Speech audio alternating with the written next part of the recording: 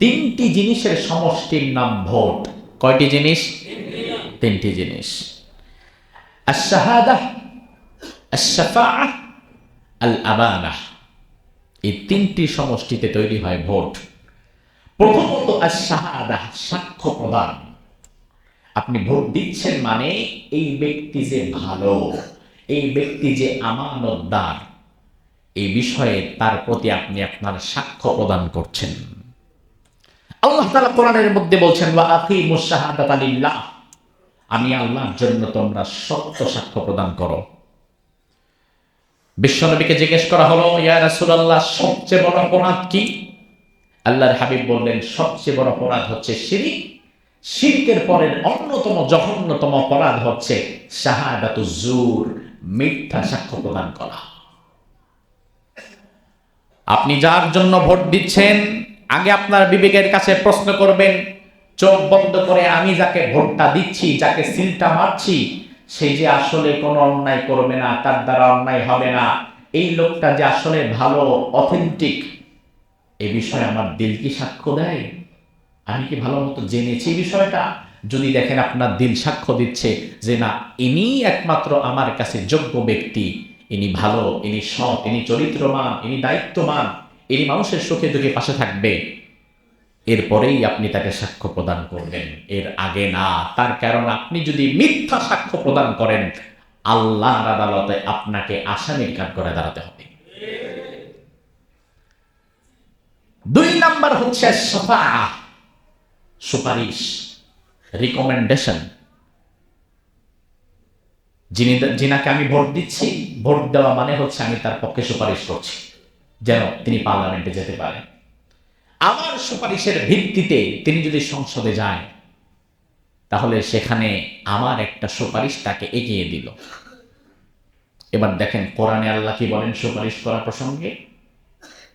রব্বুল আলামিন বলেন, মান ইয়াশফা শাফাআতান হাসানাতান ইয়াকুল লাহু নাসীবুম মিনহা ওয়া মান ইয়াশফা শাফাআতান সাইয়্যাতান ইয়াকুল লাহু কিফলুম মিনহা। তোমরা যদি কোনো এমন মানুষের জন্য সুপারিশ করো যে মানুষটা কোনো ভালো কাজ করেছে তোমার সুপারিশ পাওয়ার পরে, তাইলে ওই মানুষটা যত ভালো কাজ করবে, ওই ভালো কাজের সব তাকে সুপারিশ করে এই পথে যারা এনেছে তাদের আমলনামায় তুলে দিবেন কে? আল্লাহ। আবার আল্লাহ বললেন, এমন কোন মানুষের পক্ষে যদি তোমরা সুপারিশ করো, তোমাদের সুপারিশ পেয়ে ক্ষমতাবান হয়ে এসে যদি 10টা অন্যায় কাজ করে, তাইলে তাকে এই পর্যন্ত আনতে যেহেতু তোমার সুপারিশটাও কাজে লেগেছে, তার অন্যায় কাজে মূলত তুমিও সহযোগী ছিলে, এই জন্য তার অন্যায় 10টা কাজের মধ্যে আল্লাহ তাআলা তোমারও শামিল করে দিবেন। কোরআনের আয়াত।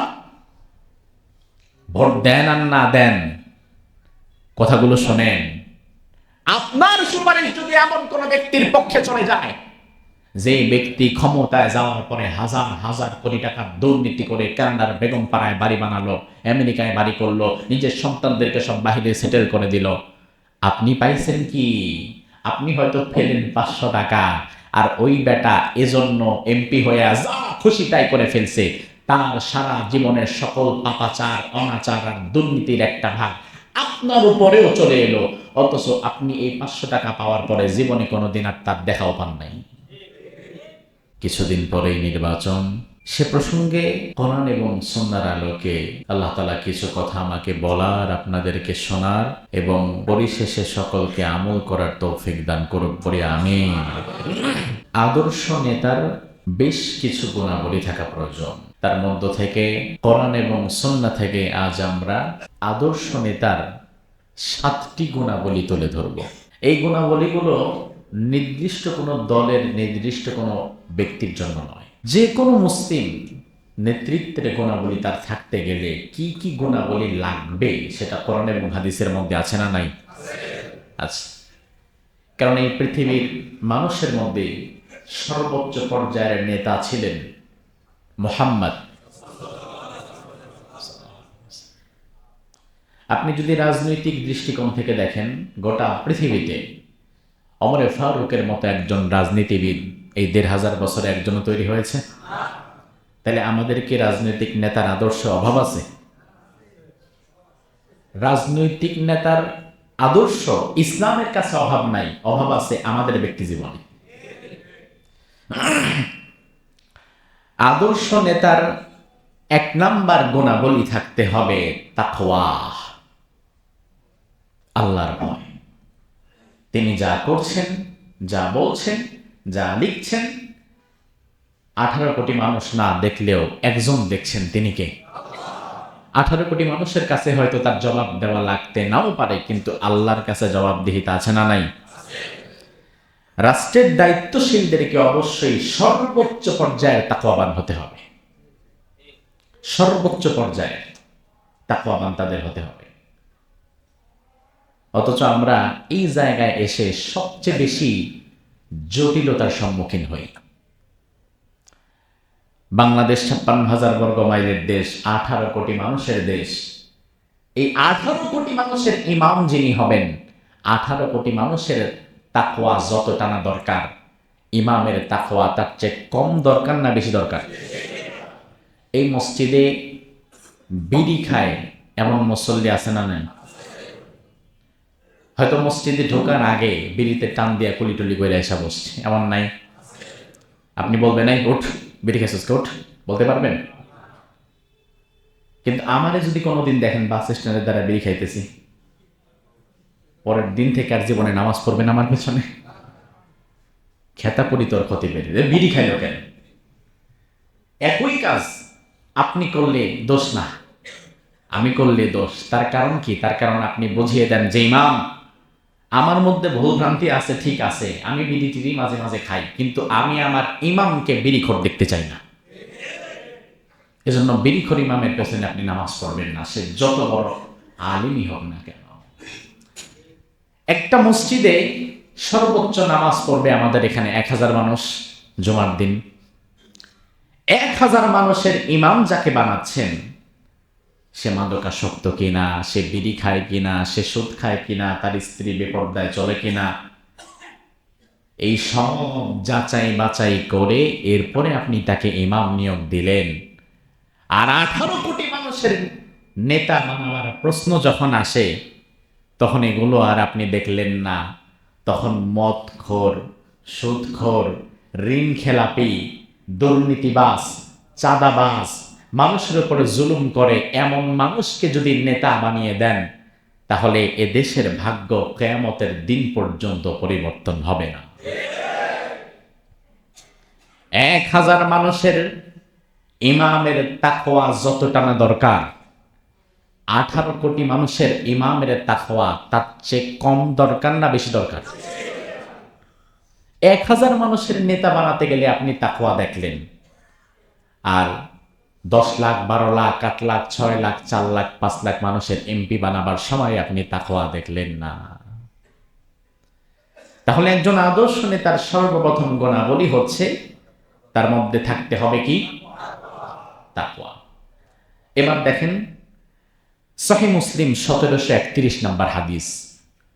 হুজুর, আদর্শ নেতার গুণাবলীর মধ্যে তাকওয়া কি আপনি নিজে ঢুকাইছেন? না, আমি ঢুকাই নাই। আমার প্রত্যেকটা কথা হয়তো কোরআনের আয়াত অথবা হাদিস থাকবে, হাদিসের নাম্বারও বললাম আপনাকে, এরপরেও অবিশ্বাস করেন না ভাই। আল্লাহর হাবিব এই হাদিসের মধ্যে বললেন, কানা রাসূলুল্লাহ সাল্লাল্লাহু আলাইহি ওয়াসাল্লাম ইযা আমারা আমিরান আলা জাইশিন আও সারিয়াতিন আওসাহু ফি খাসাতিহি বিতাকওয়াল্লাহ। রাসূল যখন কোনো ব্যক্তিকে কোনো গোত্রের কাছে আমির, নেতা বানিয়ে পাঠাতেন, তখন স্পেশালি সর্বোচ্চ পর্যায়ের তাকে উপদেশ দিতেন বিতাকওয়াল্লাহ, তাকওয়ার উপদেশ দিতেন। তাইলে আমাদের নেতাদের মধ্যে 1 নাম্বার গুণাবলী যে তাকওয়া থাকা লাগবে, এটা কি রাসূলের হাদিসের মধ্যে আছে না নাই? আল্লাহ রাব্বুল আলামিন কোরআনে কারীমের মধ্যে তিনিও বলে দিয়েছেন, ইন্না আকরামাকুম ইনদাল্লাহি আতকাকুম। নিশ্চয়ই আমি আল্লাহর কাছে দুনিয়ার এমপিদের কোনো দাম নাই, মন্ত্রী হওয়ার মধ্যে কোনো মর্যাদা নাই, প্রেসিডেন্ট হওয়ার মধ্যে কোনো মর্যাদা নাই। আমি আল্লাহর কাছে মর্যাদা আছে ওই ব্যক্তির যার অন্তরের মধ্যে তাকওয়া আছে। সুবহানাল্লাহ। এই জন্য রাষ্ট্রের দায়িত্বশীলের 1 নাম্বার গুণাবলী কি থাকা লাগবে? তাকওয়া। 2 নাম্বার একজন আদর্শ নেতার গুণাবলী হচ্ছে তার মাঝে থাকা লাগবে ইনসাফ। কি কি ইনসাফ মানে? ন্যায় বিচার। ইনসাফ মানে ন্যায় বিচার। এটা হচ্ছে নেতার অন্যতম বৈশিষ্ট্য। তার কাছে নিজের দল হোক আর বিরোধী দল হোক, সকলকে সমান দৃষ্টিতে দেখা লাগবে। সে যদি বাংলাদেশের সর্বোচ্চ ক্ষমতায় বসে, যে কোনো দল হোক না কেন, ইনসাফের দৃষ্টিতে তাকাতে হবে। আর আমাদের নেতারা দলের চশমা দিয়ে তাকায়। এজন্য দলের চশমার বাইরে যারা থাকে এদের দিকে চোখ যায় না। ইনসাফের চশমা পড়েন। আল্লাহ তাআলা কোরআনের মধ্যে বলছেন, ইন্নাল্লাহা ইয়া'মুরু বিল আদলি ওয়াল ইহসান। আমি ইনসাফ এবং ন্যায় বিচারের জন্য দুনিয়ার সকল মানুষকে আদেশ করছি। তাইলে আদেশ করছেন কে? সাধারণ মানুষের মধ্যে ইনসাফ যতটা না থাকা লাগবে, নেতার মধ্যে ইনসাফ তার চেয়ে বেশি থাকা লাগবে। আপনাকে ন্যায় বিচার করতে হবে। আগামীর বাংলাদেশ যে কোন দল খুশি পরিচালনা করতে পারেন। আমরা জানি না কে পরিচালনা করবেন, আল্লাহ কি লিখেছেন। তবে আপনাদের কাছে সাধারণ মানুষ হিসেবে আমাদের আবদার হচ্ছে, ইসলাম কায়েম করতে না পারলেও অন্তত পক্ষে এবার ইনসাফটা কায়েম করেন, ন্যায় বিচারটা কায়েম করেন। ইনসাফ কায়েম করতে না পারলে সমাজ তো কোনদিন সংস্কার হবে না।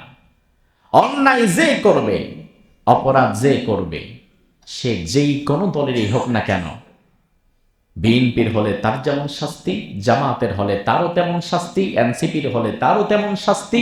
অন্যায় যে করবে, এই অন্যায়ের শাস্তি তারেক রহমান সাহেবের জন্য যেটা, ডক্টর শফিকুর রহমান সাহেবের জন্য যেটা, আবার সাহারে ব্রিজের নিচে যে লোক জুতা সেলাই করে তার জন্য এটাই। ডিফারেন্ট কোনো শাস্তি না। অন্যায় যে যতটুকু করবে, ইনসাফ ভিত্তিক সে ততটুকু পেয়ে যাবে। মদিনাতে রাসূলুল্লাহ গেলেন, চুরি করে ধরা পড়ল মাখজুম গোত্রের এক নারী। সম্পর্কে এই নারী রাসূলের দাদির সাথে আত্মীয় হয়ে যায়। আবার কুরাইশ বংশের সম্ভ্রান্ত নারী। এই নারীর হাত কাটলে কেমন যেন রাসূলের কিছুটা নাক কাটা যায়, ইজ্জতে লাগে। দেখছো, মোহাম্মদ নিজে আইন করছে, এখন নিজের বংশের একজনেরই হাত কাটতে হইতেছে। সাহাবীরা চিন্তা করলেন, হাত কাটা থেকে কোনো মতো বিরত রাখা যায় কিনা। রাসূলুল্লাহর কাছে যায়েদ রাদিয়াল্লাহু আনহুর ছেলে ওসামা গিয়ে বলল, ইয়া রাসূলুল্লাহ, একটু কি হাত কাটা কমায়া, যেহেতু সম্ভ্রান্ত উচ্চ বংশের নারী, পুরো হাতটা না কেটে একটুখানি হাতের এই একটা আঙ্গুলের একটুখানি কেটে দেওয়া যায় না? একটু কমায় দেন শাস্তিটা তার জন্য। আল্লাহর হাবিব রেগে গেলেন। সাহাবায়ে কেরামের সামনে তিনি দাঁড়ালেন। দাঁড়িয়ে তিনি খুতবা দিলেন। ওই খুতবায় তিনি কি বললেন দেখেন। রাসূল বলেন, ওয়াল্লাহি লাউ আন্না ফাতিমাতা বিনতা মুহাম্মাদিন সারাকাত লাকাতাতু ইয়াদাহা। এই যে আমি নবী তোমাদের সামনে তলোয়ার নিয়ে দাঁড়ালাম ওই নারীর হাত কাটার জন্য, ওই নারী না হয়ে আজকে যদি আমার মেয়ে ফাতেমা চুরি করে ধরা পড়তো, আমি নবী নিজে প্রথম আঘাত করে আমার ফাতেমার হাত কেটে দিতাম। ইনসাফ আছে না নাই? ইনসাফ। এজন্য রাষ্ট্রনায়কের 2 নাম্বার গুণাবলী থাকা লাগবে ইনসাফ। ইনসাফ না থাকলে আপনার দ্বারা সমাজ সংস্কার হবে না। 3 নাম্বার, একজন আদর্শ রাষ্ট্রনায়কের, একজন আদর্শ নেতার 3 নাম্বার গুণাবলী হচ্ছে, তিনি নিজস্ব মতামত সারা জীবন সবার উপরে চাপিয়ে দিবেন না, তিনি পরামর্শ ভিত্তিক কাজ করবেন। কথা বুঝতে পেরেছেন? পরামর্শ ভিত্তিক কাজ করতে হবে, মাশওয়ারা করতে হবে। তার আলাদা একটা বোর্ড থাকা লাগবে, মাজলিসে শুরা নামে, যেটা রাসূলুল্লাহর জামানাতেও ছিল। মাজলিসে শুরা এমন একটা বোর্ড থাকা লাগবে, প্রধানমন্ত্রী যিনি হবেন তিনি যখন যেটা খুশি সেটা করতে পারবেন না। মনে চাইলো বাংলাদেশের জন্য নতুন একটা নিয়ম করে দিলেন, মনে চাইলো বাপের নামের 100 মূর্তি বানাবার জন্য বানায় ফেললেন, মনে চাইলো অমুক তমুক বানাবার জন্য হাজার হাজার কোটি টাকা নষ্ট করার জন্য আপনি করে ফেললেন। বিগত দিনের প্রধানমন্ত্রীদের হাকিকত এটাই ছিল, কারণ তারা কারোর সাথে পরামর্শ করার ধার ধারত না, যা মন চায় তাই করত। কিন্তু ইসলামের বিধান হচ্ছে আপনার একটা পরামর্শ সভা থাকবে। এই পরামর্শ সভায় আপনি একজন নিজ দেশ সম্পর্কে ভালো জানে এমন মানুষকে রাখবেন, বহির্বিশ্বের সাথে কূটনৈতিক সম্পর্ক ভালো মেনটেন করতে পারে এমন মানুষকে রাখবেন। এখানে আপনি একজন অভিজ্ঞ ডাক্তার সাহেব রাখবেন, একজন ইঞ্জিনিয়ার রাখবেন, একজন বিচক্ষণ আলেমে দ্বীনকে এখানে রাখবেন, প্রচলিত সমাজ ব্যবস্থা এবং শিক্ষা ব্যবস্থা নিয়ে ভালো বোঝে এমন একজনকে রাখবেন, অর্থাৎ সমাজের সর্বস্তরের মানুষের প্রতিনিধিত্ব করতে পারে এমন একজন একজন একজন করে একটা মাজলিসে শুরার বোর্ড গঠন করবেন। যে কোনো সিদ্ধান্ত নিতে গেলে আগে মাজলিসে শুরায় সেটা উপস্থাপিত হবে। মেডিকেল সায়েন্স এর এগেনস্টে কোনো কথা বলেছে কিনা এটা ডাক্তার বলবেন, বহির্বিশ্ব এর বাহিরে কোনো কথা বলতে পারে কিনা এটা কূটনৈতিক বলবে, শিক্ষা ব্যবস্থার মধ্যে এভাবে কোনো কাটছাট করা যায় কিনা এটা শিক্ষা বিভাগীয় দায়িত্বশীল বলবে, কোন আইন পাশ করলে এটা ধর্মের বিরুদ্ধে চলে যায় কিনা এটা ওই আলেম বলবে। এভাবে করে যদি একটা মাজলিসে শুরা গঠন করে পরামর্শ ভিত্তিক দেশ চালাতে পারেন, আমার বিশ্বাস বাংলাদেশের উপর আল্লাহর রহমত নাজিল হবে। আমার কথা কি বোঝেন? আপনি কি একমত? এখন আপনি যদি মনে করেন না আমার বাপের দেশ, অমুকের দেশ, তমুকের দেশ, যা খুশি তাই করবো, যেমনি খুশি অমনি চালাবো, যেভাবে খুশি সেভাবে আপনি চালাতে পারেন, তবে যেভাবে খুশি সেভাবে চালাতে গেলে কিছুদিন পরে আবার বর্ডার ক্রস করে চলেও যাওয়া লাগবে। এই যে পরামর্শ ভিত্তিক কাজ, এর বিধানটা কি ইসলামে আছে না নাই? আল্লাহ রাব্বুল আলামিন কোরআনে কারীমের মধ্যে বিশ্বনবীকে বললেন ওয়াশাওিরহুম ফিল আমর। আল্লাহ বললেন নবী আপনি যখন কোনো কাজ করার ইচ্ছা পোষণ করবেন নিজে নিজে করবেন না, আগে সাহাবীদের সাথে পরামর্শ করেন। অথচ আমার ভাই জবাব দিবেন আল্লাহর আকাশের নিচে জমিনের উপরে রাসূলুল্লাহর চাইতে বেশি বুদ্ধিমত্তা সম্পন্ন কি আর কেউ ছিল? সাহাবীরা কি রাসূলের সমান? কথা বলেন। সাহাবীরা কোন দিক থেকে রাসূলের একটা চুলের সমানও নয়, কারণ রাসূল আল্লাহর আকাশের নিচে জমিনের উপরে সর্বশ্রেষ্ঠ, ঠিক কিনা? আল্লাহ রাব্বুল আলামিন বিশ্ব নবীর মতো মহামানবকে বললেন নবী কোন কাজ যখন করতে চাইবেন নিজে নিজে না করে আগে সাহাবীদের সাথে পরামর্শ করেন, কারণ পরামর্শ ভিত্তিক কাজের মধ্যে বরকত আছে না নাই? খন্দকের যুদ্ধের সময় সাহাবায়ে কেরাম দুর্বল, অন্যদিকে বিপরীত মতের শক্তি তারা বেশি, কাফিরদের সাথে সাহাবীরা কোনোভাবে পেরে উঠবে না। বিশ্বনবী চিন্তা করলেন কিভাবে যুদ্ধ করা যায়, মদিনার ভিতরে থেকে না বাহিরে থেকে কেমনে কি যুদ্ধ করব। সাহাবায়ে কেরামকে ডেকে পরামর্শ নিলেন।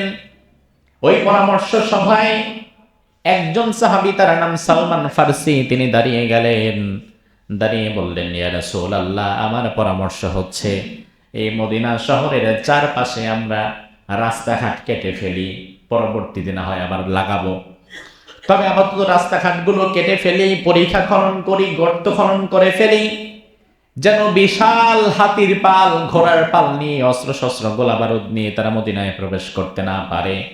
এই মতটা রাসূলের ছিলেন না, কিন্তু সালমান ফারসির মতের উপরে রাসূল সেদিন সিদ্ধান্ত দিয়েছিলেন। এই জন্য ওই খন্দকের যুদ্ধে আল্লাহ তাআলা বিজয় দান করে বুঝিয়ে দিলেন পরামর্শের ভিত্তিতে যদি কাজ করেন আমি আল্লাহ তাআলা সেখানে বরকত দিয়ে দেব। রাসূলুল্লাহ নিজের মতের বাহিরে গিয়ে সালমান ফারসির মতকে গ্রহণ করে নিলেন।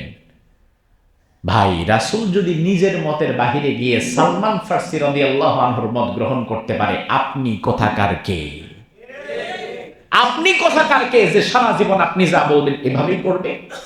বরং আপনাকেও তো মাজলিসে শুরায় বসে সুচিন্তিত মতামত নিয়ে এরপরে রাষ্ট্রের একটা সিদ্ধান্ত দেওয়া দরকার। এটা যদি না করেন, আপনার অহংকারিতা দিন দিন বেড়ে যাবে এবং রাষ্ট্র এর দ্বারা বিপদগ্রস্ত হবে। এজন্য আগামীর বাংলাদেশে যেই কোনো দল ক্ষমতায় আসুক না কেন, একটা থাকবে সরকারি দল, আরেকটা বিরোধী দল। সরকারি দল এবং বিরোধী দলের নেতাদেরকে একত্রিত হয়ে বসে সুচিন্তিত পরামর্শে সকলে মিলে যদি দেশটা পরিচালনা করেন, তাহলে বরকত আছে না নাই? সরকারি দল বিরোধী দল নির্বাচনের পরে তারা যদি একত্রিত হয়ে সংসদে একের পর এক শব্দ বোমা না ছড়ে সহাবস্থান নিয়ে যদি কাজ করে, আর 18 কোটি মানুষ যদি এক কাতারে দাঁড়িয়ে দেশটাকে গড়ার জন্য সামনের দিকে এগিয়ে যায়, তাহলে ভারতের দালালি করে আর দেশকে নেওয়া যাবে না। কারণ আমি যদি ভেতরগতভাবে আমার ঐক্য থাকে, বাহিরের শত্রু আমার চুলও ছিঁড়তে পারবে না। আর বাহিরের শত্রু ক্ষতি করবে তখন, ভেতরগত ঐক্য বিনষ্ট হবে যখন। এজন্য এটা হচ্ছে আদর্শ নেতার 3 নাম্বার গুণাবলী। একজন আদর্শ নেতার 4 নাম্বার কোয়ালিটি হচ্ছে জনগণের প্রতি তার দয়া এবং মমতা থাকা লাগবে। নেতা শুধু জনগণের শাসক নন, নেতা হবে দয়ালু একজন অভিভাবক। তার মধ্যে দয়া কাজ করবে, মায়া কাজ করবে। ক্ষমতার মসনদের চাইতে বেশি একটা প্রাণের দাম দেওয়া লাগবে তাকে। কোনো প্রাণ যেন নষ্ট না হয় তার কোনো সিদ্ধান্তের ভুলের কারণে, তাকে দয়াবান হতে হবে।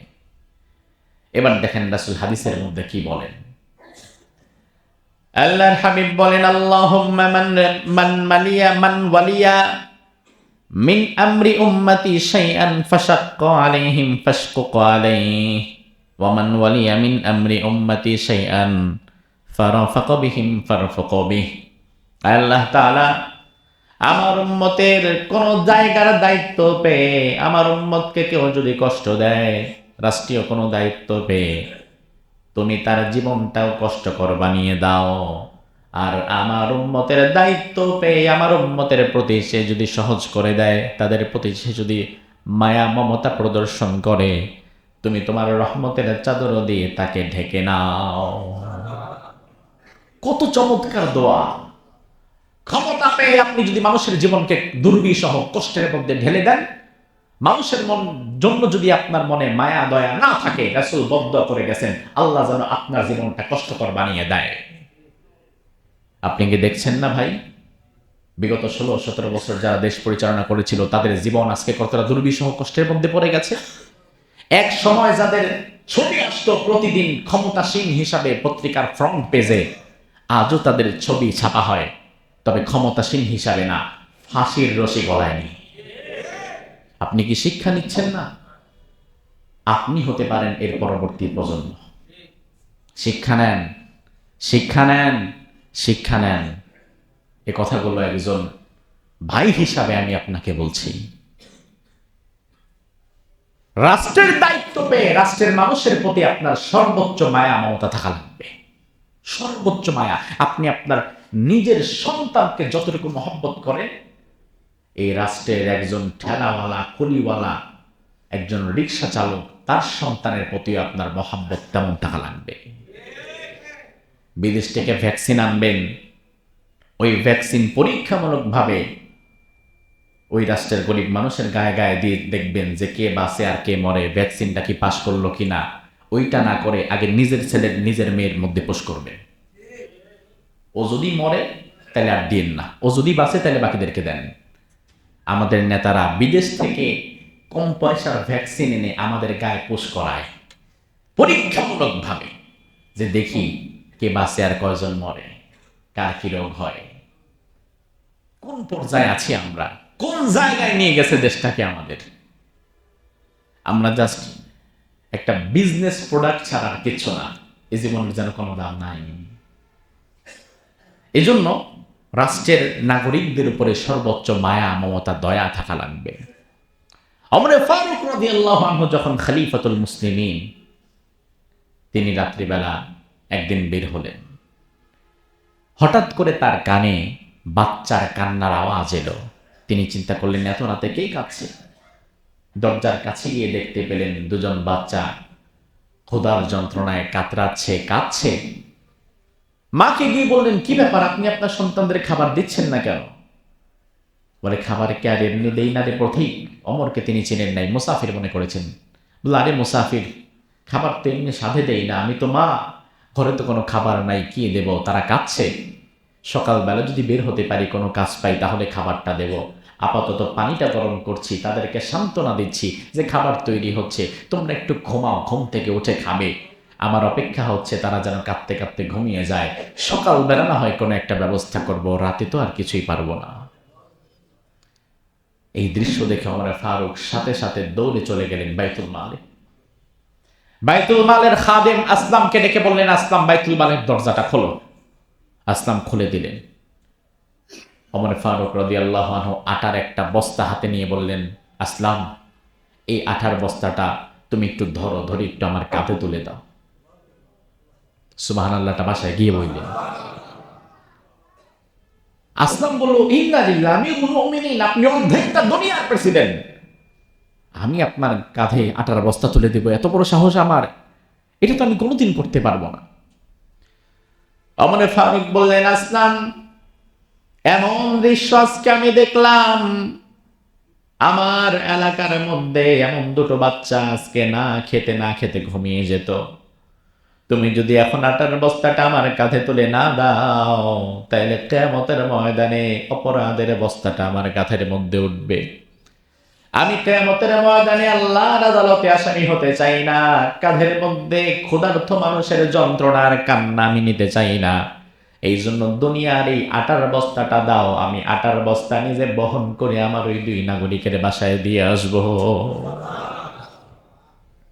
ওমর ফারুক এটাই করলেন। তার মানে রাষ্ট্রের একজন নিম্ন স্তরের নাগরিকের প্রতিও রাষ্ট্রপ্রধানের দায়িত্বশীলতা, মায়া, মমতা থাকার দরকার আছে না নাই? আছে। একজন আদর্শ নেতার 5 নাম্বার গুণাবলী হচ্ছে তার মাঝে আমানতদারিতা ও দায়বদ্ধতা থাকা লাগবে। আমানতদারিতা এবং দায়বদ্ধতা। রাষ্ট্রের দায়িত্বশীলদের রাষ্ট্রীয় সম্পদ ভোগে আমানতদারিতা ও দায়বদ্ধতা যদি সঠিক না থাকে, তাহলে দুর্নীতি কোনোদিন বন্ধ হবে না। রাসূল হাদিসের মধ্যে বললেন, কুল্লুকুম রাইন ওয়া কুল্লুকুম মাসউলুন আন রাইয়াতিহি।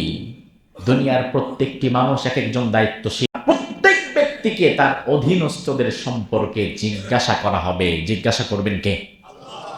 আপনার বাসায় ছেলে, মেয়ে, স্ত্রী, সন্তান মিলিয়ে যদি 5 জন থাকে, ওই 5 জনের মধ্যে আপনি দায়িত্বশীল। আল্লাহ তাআলা আপনাকে প্রশ্ন করবে তাদের বিষয়ে। তারা কেন ঠিক মতো ইসলাম পালন করলো না, তারা কেন সালাত আদায় করলো না, তারা কেন হারামের পথে গেল, আপনি কেন আটকাতে পারলেন না? আপনি বাবা, আপনি দায়িত্বশীল। আমি খতিব, জুমার দিনের দায়িত্ব আমার। জুমার দিন আমি আমার জাতির কাছে কেন সঠিক মেসেজটা পৌঁছে দিতে পারলাম না? আমি কার ভয়ে হক কথা বলা থেকে পিছু হেঁটে গেলাম? আমি কিসের চিন্তায় আমার চাকরি বাঁচাতে লাগলাম? এই দায়বদ্ধতা, এই জবাবদিহিতা আল্লাহর দরবারে একজন খতিবকে দিতে হবে। আপনি এমপি, এই 8 লাখ, 7 লাখ, 6 লাখ মানুষের জবাবদিহিতা আপনার দিতে হবে। কেন আপনার এরিয়াতে মাদকদ্রব্য সয়লাভ হয়ে গেল, আপনি বন্ধ করতে পারলেন না? কেন বিচার হলো, আপনি আটকাতে পারলেন না? কেন ঘুষের লেনদেন হলো অফিস আদালতগুলোতে, আপনি পারলেন না? আর আপনি যদি হন প্রধানমন্ত্রী, তাইলে জবাবদিহিতা কি আরো কম না বেশি? হোশ ফালাইতে পারবেন না জবাবদিহিতা দিতে দিতে। 18 কোটি মানুষের জবাবদিহিতা আপনার ঘাড়ে তখন আছে। এই দায়বদ্ধতা এবং জবাবদিহিতা, এটা ঠিক লেখা লাগবে। রাষ্ট্রের দায়িত্ব পাওয়ার পরে রাষ্ট্র থেকে একজন এমপি, একজন মন্ত্রী একটা গাড়ি পেতেই পারে, থাকার জন্য একটা ফ্ল্যাট তিনি পেতেই পারে, ছেলে মেয়েদের পড়াশোনা, নিজের খরচের জন্য 1-1.5 লাখ টাকা বেতন তাও সে পেতে পারে। এতে কি আপনাদের আমাদের কোনো আপত্তি আছে? কিন্তু এই গাড়িটা যে চলে, আপনি যে বাড়িতে থাকেন, যে ইলেকট্রিসিটি ব্যবহার করেন, আর যেই টাকা পয়সা দিয়ে সন্তানের ভরণ পোষণ দেন, এই টাকা পয়সার মধ্যে 18 কোটি জনগণের পয়সা আছে না নাই? আছে। সাবধান, 18 কোটি জনগণের পয়সায় আপনার বেতন হচ্ছে। 18 কোটি জনগণের পয়সা যেখানে যুক্ত আছে, সেখানে এক আনা যদি এদিক সেদিক হয়, আল্লাহর কাছে জবাব দিতে হবে না? ডেফিনেটলি জবাব দিতে হবে। আবু বকর সিদ্দিক রাদিয়াল্লাহু আনহু রাষ্ট্রীয় সম্পদের বিষয়ে তার দায়বদ্ধতা কতটুকু দেখেন। আবু বকর সিদ্দিক রাদিয়াল্লাহু আনহু ইন্তেকালের কিছু সময় পূর্বে তার প্রিয় কন্যা আয়েশাকে ডাকলেন। কাকে? আয়েশাকে। আবু বকর সিদ্দিক রাদিয়াল্লাহু আনহু মা আয়েশাকে ডেকে বলেন, আয়েশা, আমার শারীরিক অবস্থা এমন পর্যায়ে চলে গিয়েছে, আমার মনে হয় আমি আর বেশি সময় ধরে পৃথিবীতে থাকতে পারবো না।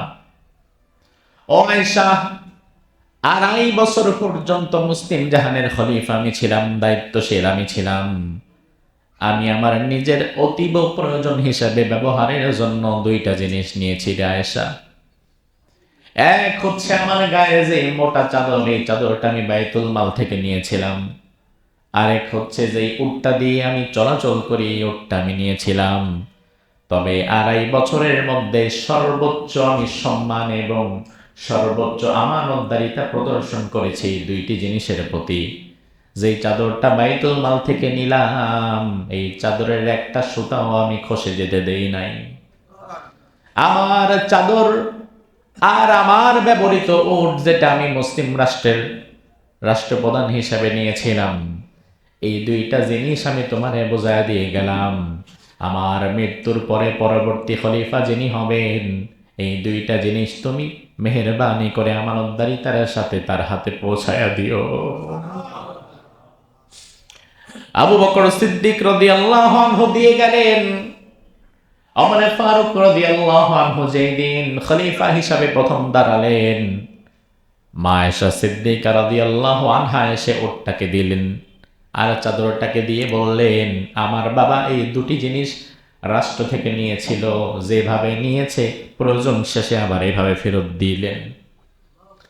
ওমর ফারুক রাদিয়াল্লাহু আনহু চাদরটা দেখে চোখের পানি ছেড়ে দিয়ে আল্লাহর দরবারে হাত তুলে বলে, আল্লাহ, আল্লাহুম্মা আরহাম আবা বকর, আয় আল্লাহ, আবু বকর সিদ্দিকের উপর তুমি রহম করো। বলেন আমিন। আয় আল্লাহ, আবু বকরের প্রতি তুমি রহম করো। আবু বকর আমাদের জন্য দায়িত্বের এমন মাপকাঠি রেখে গিয়েছেন, যে মাপকাঠি পালন করা আমাদের জন্য তুমি সহজ করে দাও। এই হচ্ছে খলিফাতুল মুসলিমিন, এই হচ্ছে আদর্শ নেতৃবৃন্দ। রাষ্ট্র থেকে যা নিয়েছে বিদায়ের সময় সব বুঝিয়ে দিয়েছে, একটা সুতা পর্যন্ত ঝরতে দেয় নাই। আলী রাদিয়াল্লাহু আনহু তিনি যখন খলিফা হলেন, রাতের বেলায় তার ব্যক্তিগত একজন মেহমান কিছু কথা বলার জন্য তার কাছে আসছে। আলী রাদিয়াল্লাহু আনহু তখন লেখালেখি করছিলেন, রাষ্ট্রের বিভিন্ন কাগজে সাইন করছেন, বিভিন্ন হিসাব কিতাব মিলাচ্ছেন। ওই লোক এসে বসে আছে 1/2 ঘন্টা পাশে।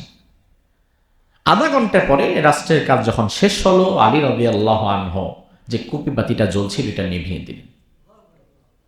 নিভিয়ে দিয়ে ঘর থেকে আরেকটা কুপি বাতি নিয়ে আসলেন। ওই লোক বলল যে, ঘটনা কি? আপনি একটা কুপি বাতি বন্ধ করলেন, আবার আরেকটা নিয়ে আসলেন, এটাই তো থাকতে পারত। আলী রাদিয়াল্লাহু আনহু বললেন, ভাই রে, এই 1/2 ঘন্টা পর্যন্ত আমি যে কাজ করছিলাম এটা রাষ্ট্রের কাজ, আর এই কুপিবাতির যে তেল এটা রাষ্ট্রের টাকায় কেনা। এই রাষ্ট্রের তেল পুড়িয়ে রাষ্ট্রের কাজ করছি, সমস্যা নাই। কিন্তু এই কাজ বন্ধ করে আমি যখন তোমার সাথে ব্যক্তিগত কথা বলবো, তখন তো সেটা তোমার আমার ব্যক্তিগত কাজ, আর ব্যক্তিগত কাজে রাষ্ট্রের 1 ফোঁটা তেলও তো আমি দিতে দেব না। কথাগুলো মাথায় ঢোকান, এগুলো গল্প না, ইতিহাস, আমার পূর্বসূরীদের ইতিহাস। 1 ফোঁটা তেলের হিসাব পর্যন্ত তারা করেছে। আর আজ আমাদের এমপি মন্ত্রীরা 5 বছরের দায়িত্ব পেলে 14 পুরুষ যেন বসে খেতে পারে ওই ব্যবস্থা করে রেখে যায়। নাই এমন মানুষ বাংলাদেশে? বোঝার স্বার্থে বলি, মনে পড়ে গেছে বিগত সরকারের এক ভূমিমন্ত্রী আমেরিকায় তার বাড়ির সংখ্যা পাওয়া গেছে 260টা। কয়টা? কয়টা? 260টা শুধু আমেরিকাতে পাওয়া গেছে। বাকিগুলার হিসাব আল্লাহ ভালো জানে। সব বাদ দেন, জীবনে বেশি কিছু খাইতে পারে নাই, কামাইতে পারে নাই, খুব খুব কষ্ট নষ্ট করে আপনাদের সেবা করতে করতে বেশি না, মাত্র 260টা বাড়ি বানিয়েছে। 260টা বাড়ি আমেরিকাতে পাওয়া গেছে তার। একজন মানুষের 3.5 হাত বডির মধ্যে হাড় থাকে 206টা। ওই বদমাইশ মরে গেলে, ওই দুর্নীতিবাজ মরে যাওয়ার পর, ওই হারামখোর নেতা মরে যাওয়ার পর ওর শরীরের প্রত্যেকটা হাড় খুলে খুলে খুলে খুলে এক একটা বাড়িতে যদি কবর দেওয়া হয়, এরপরেও বাকি থাকে আরো 54টা। আপনি হাসছেন? আপনি হাসছেন? 260টা বাড়ি ওর আছে বলেই আজকে আপনার নুন আনতে পান্তা ফোরায়। কি অবস্থা! কই চলে গেছে দেশটা? এক হারামখোরের এক 260টা বাড়ি আমেরিকাতে পড়ে থাকে। ওর এক একটা হাড়ের চাইতে ওর বাড়ির সংখ্যা বেশি। তাহলে একজন মানুষের কত লাগে, কত লাগে, কত লাগে, কত লাগে দুনিয়াতে! দুনিয়ার লোভে যে একবার আক্রান্ত হয়ে যায়, ওরা পৃথিবী খায়া ফালাইলেও তার মন ভরে না।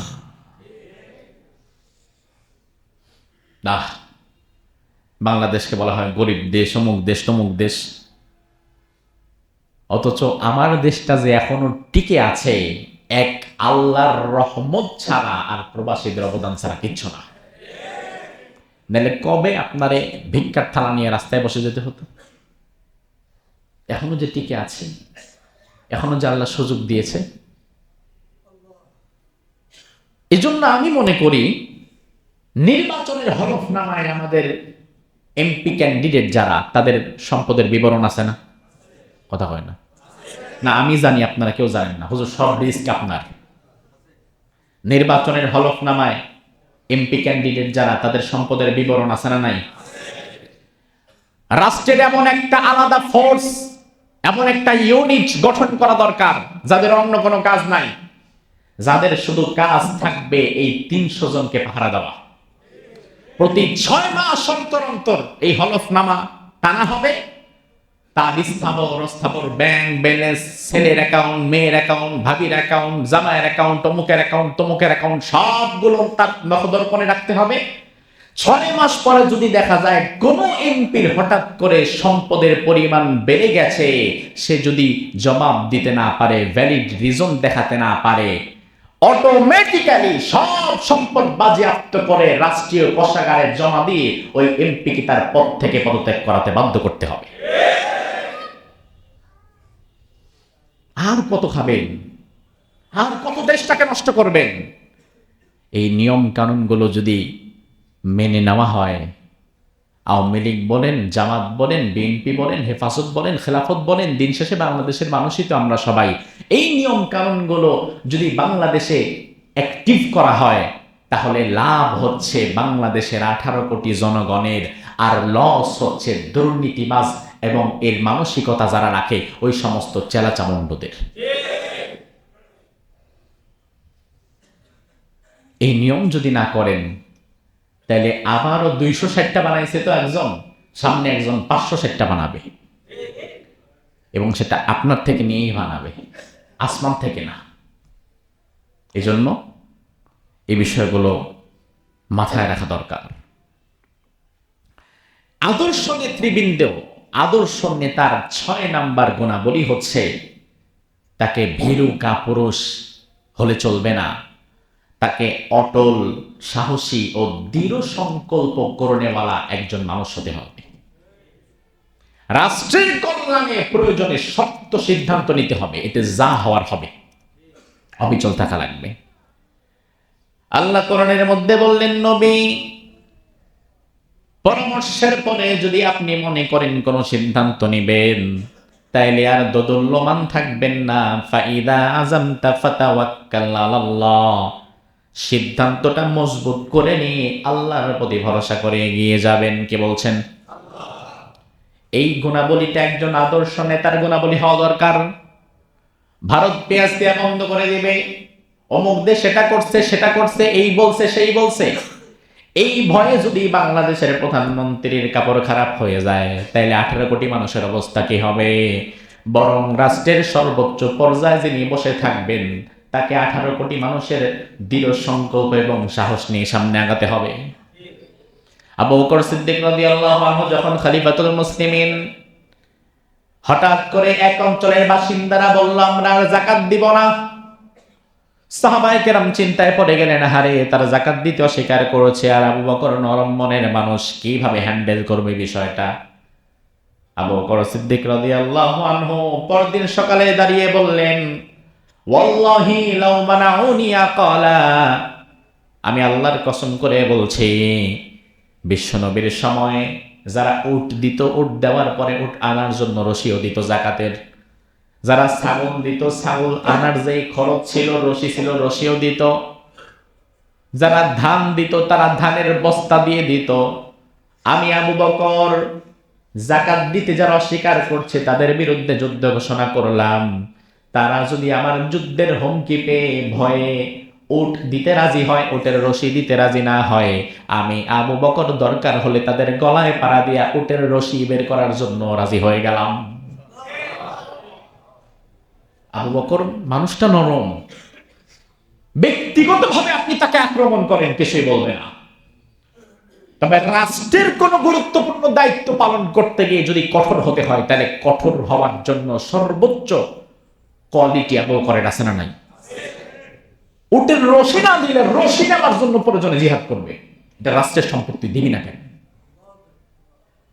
তাহলে বাংলাদেশে যারা ভ্যাট ট্যাক্স ফাঁকি দেয়, যারা যাকাত ঠিক মতো আদায় করে না, এদের ঘাড়ে পাড়া দিয়া এগুলা নেওয়ার দরকার আছে না নাই? এই জন্য তাকে দৃঢ় সংকল্প রাখতে হবে, সাহসী হতে হবে। 7 নাম্বার গুণাবলী হচ্ছে একজন আদর্শবান, দায়িত্বশীল, আদর্শবান নেতার মাঝে নম্রতা ও অহংকারহীনতা থাকতে হবে। একদিকে তিনি যেমন কঠোর হবেন, আবার অন্যদিকে তিনি নম্র থাকবেন, নরম হয়ে যাবেন। রাসূল হাদিসের মধ্যে বলেন, মান তাওয়াযা তারাফা, কেউ যদি আল্লাহর জন্য নম্র হয়ে যায়, আল্লাহ তাআলা তার মর্যাদাকে উচ্চ করে দেয়। আচ্ছা আপনারা বলেন, ওমর রাদিয়াল্লাহু আনহু মানুষটা কি নরম না গরম? প্রচন্ড লেভেলের গরম, কথার আগে তার হাত চলে। কতটা গরম হলে রাসূলকে মারার জন্য এসেছিল, যে সাহস কেউ করে নাই, এত বেশি গরম। অথচ এই ওমর আবার জনগণের প্রতি অত্যন্ত দয়াবান। ওমর সবসময় এই ভয়টাই পেতেন, হারে আমি যে দায়িত্বশীল হচ্ছি, যদি আমি মানুষের সাথে ওই আগের আচরণ করি কি হবে? এজন্য ক্ষমতার আগের ওমর আর পরের ওমর এক না।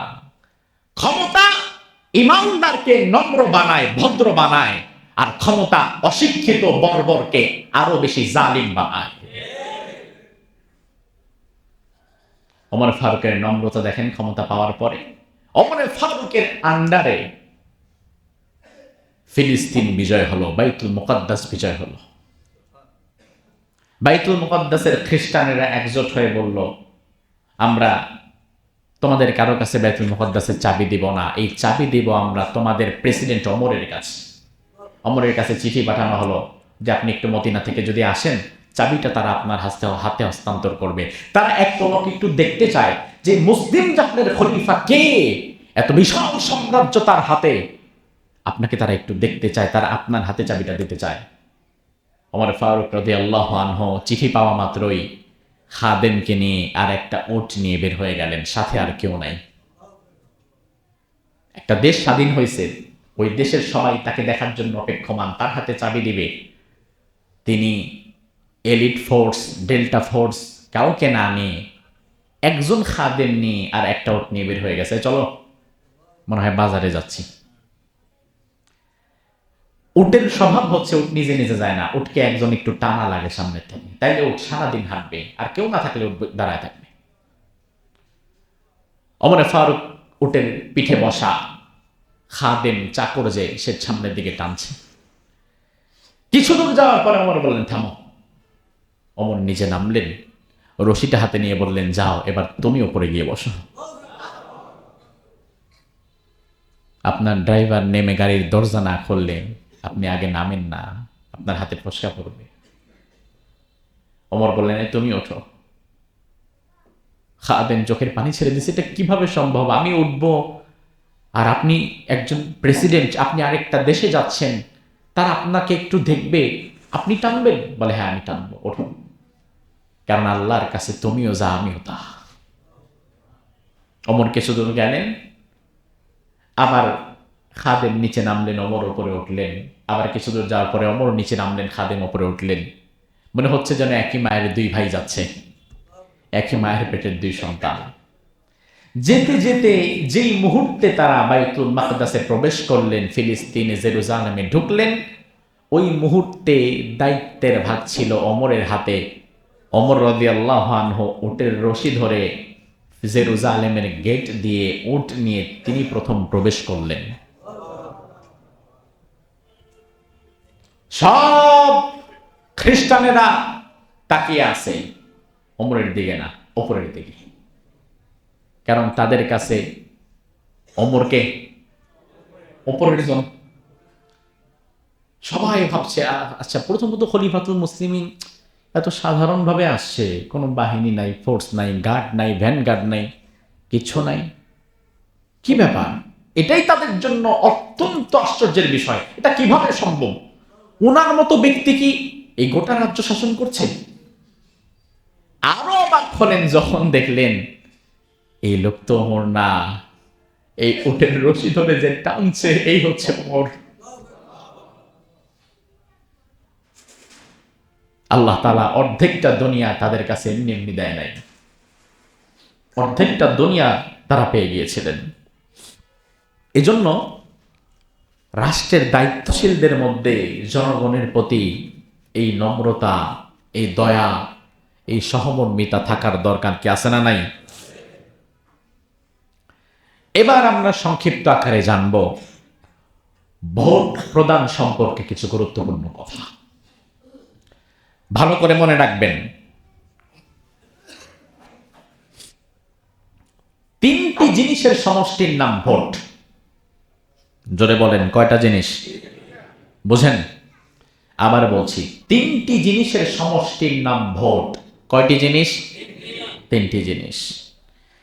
আশ-শাহাদাহ, আশ-শাফাআহ, আল-আমানাহ। এই তিনটি সমষ্টিতে তৈরি হয় ভোট। প্রথমত আশ-শাহাদাহ, সাক্ষ্য প্রদান।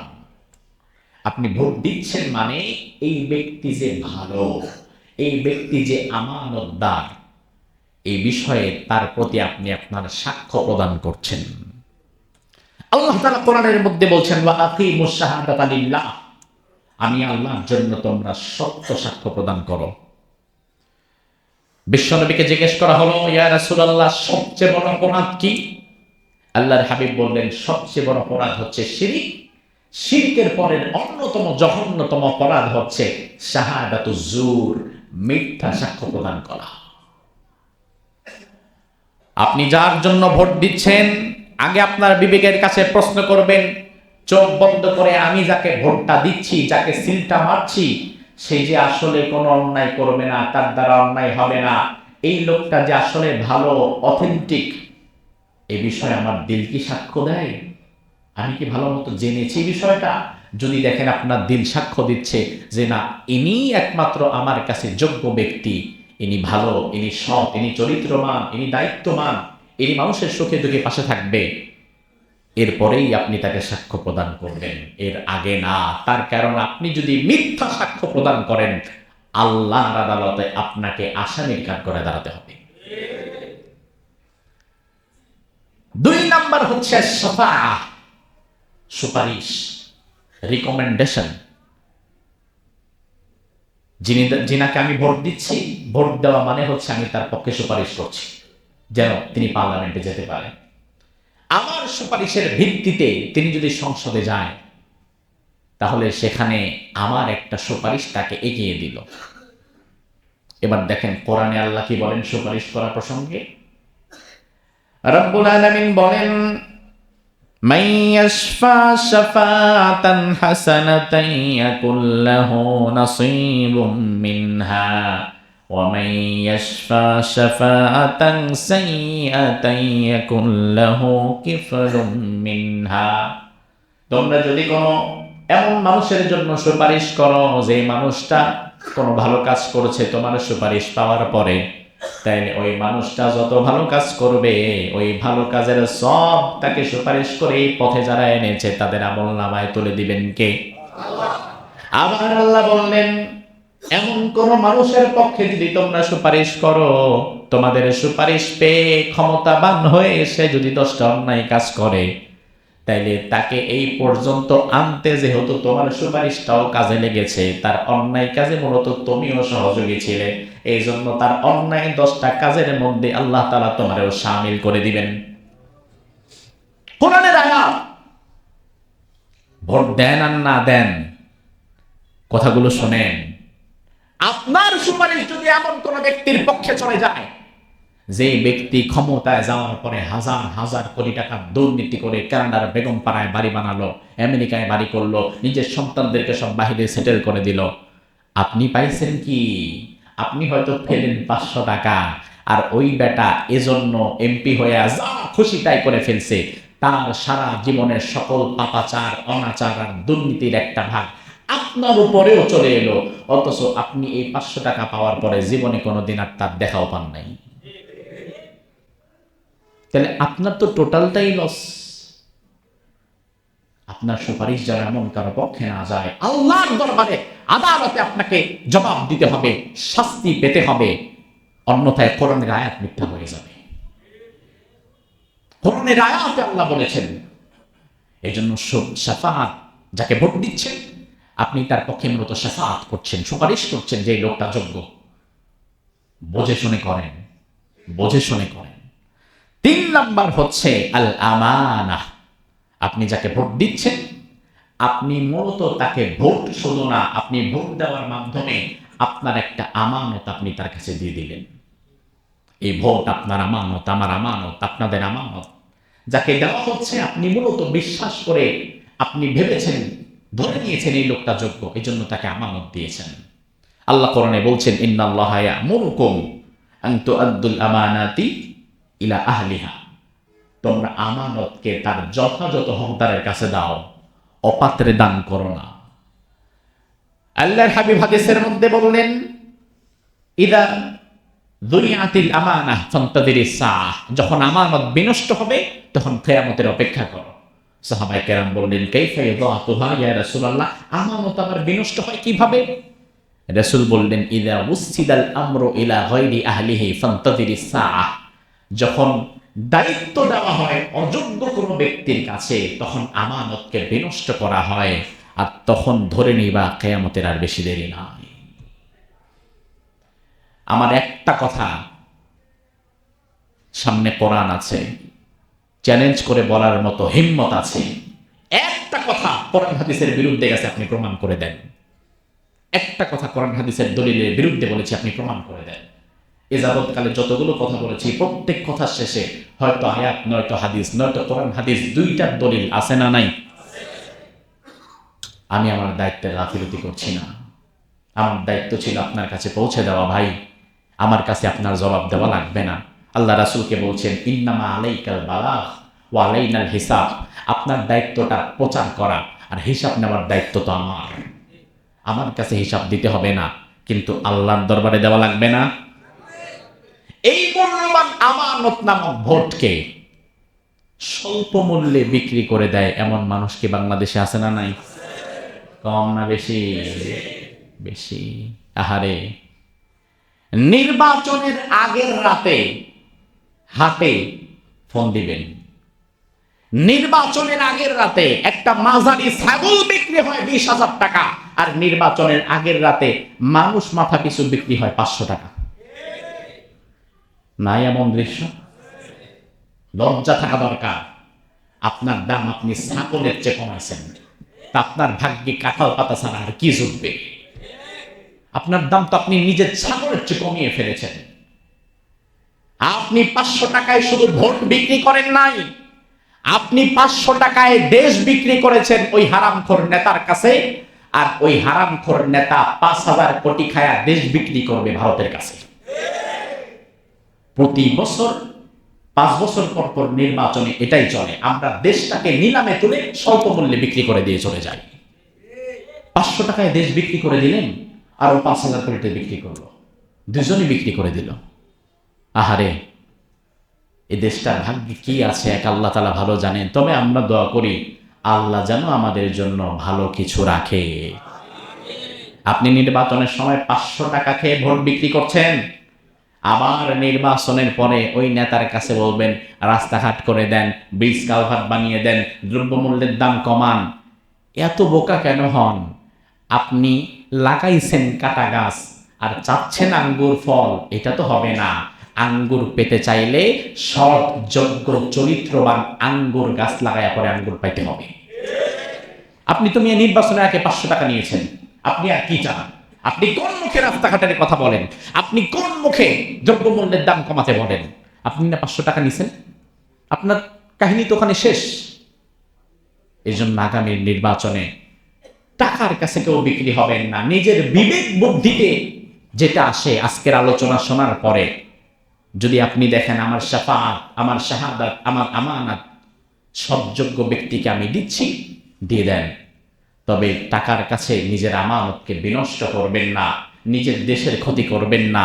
সবচেয়ে বড় বিষয় হচ্ছে ভাই, নির্বাচন আসবে যাবে, দল আসবে দল যাবে, কেউ জালিম হবেন না, কেউ বিপরীত মতের প্রতি জুলুম করবেন না, প্রতিবেশীর গায়ে আঘাত দিবেন না। কারণ দিন শেষে যেই নেতা আর যেই দলের কর্মসূচিতে আপনি আপনার প্রতিবেশীকে আঘাত করছেন, দিন শেষে আপনি বিপদে পড়লে এই নেতা আপনার কাছে থাকবে না। রাত 3টার সময় যদি আপনার মৃত্যু হয়, আপনার প্রতিবেশীরাই কিন্তু প্রথম আপনার কাছে যাবে। নিজের কাছের মানুষদের সাথে সম্পর্ক খারাপ করবেন না। আল্লাহ সুবহানাহু ওয়া তাআলা বাংলাদেশের উপর রহমত নাযিল করুক, আমরা পড়ি আমিন। সব দলকে মিলে মিশে এক কাতারে দাঁড়িয়ে বাংলাদেশটা যেন গড়তে তারা পারে কোরআন হাদিসের ভিত্তিতে, আল্লাহ তাআলা কবুল করুক, আমরা পড়ি আমিন।